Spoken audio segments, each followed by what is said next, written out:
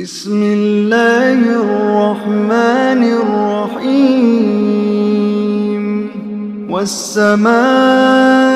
ذات البروج واليوم الموعود وشاهد ومشهود